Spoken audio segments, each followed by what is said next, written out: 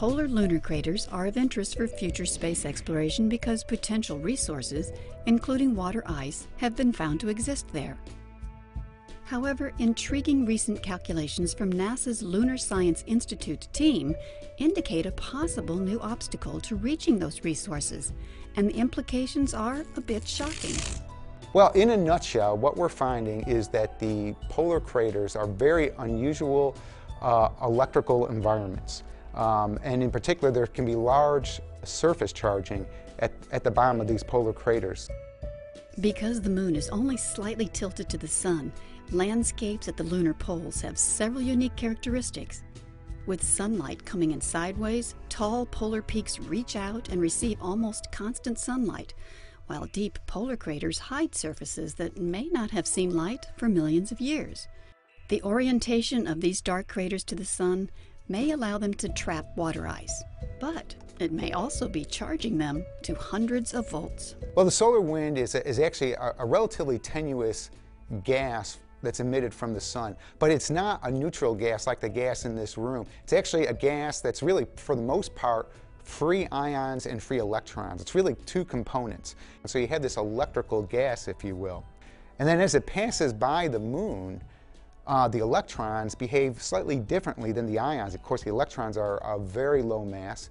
The ions are more massive. You know, we don't think of an ion as being like something real heavy, but compared to these little flimsy electrons, they really are. So as you pass by, for example, a polar crater, the electrons will actually fill into the crater ahead of the ions. Now, as it turns out, as it does that, you create an electric field. It's called an ambipolar electric field, and that electric field then drives in the ions. So, while it is already known that human or robotic explorers searching within these dark craters would face temperatures that plunge below -400 degrees Fahrenheit, this new computer model suggests they may have to contend with a dangerous electrical environment as well. Static discharge could short out sensitive electronics, while the static cling of sticky and extremely abrasive lunar dust could wear out spacesuits and other equipment. Astronauts and instruments within these craters would need to be electrically grounded to avoid such hazards. Well, that is actually the crux of the whole problem. What is the electrical ground on the moon? You actually have a surface on the moon that has the conductivity. It's almost like candle wax. You know, you're not going to get a charge out of the ground, so you're really grounded to the plasma.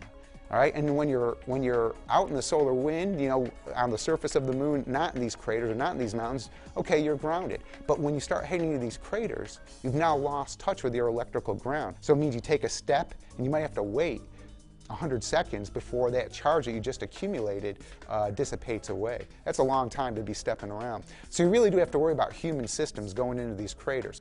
The next steps for the Lunar Science Institute team include more complex computer models.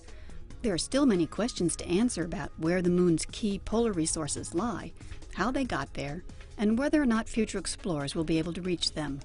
To learn more about NASA news and research, visit www.nasa.gov.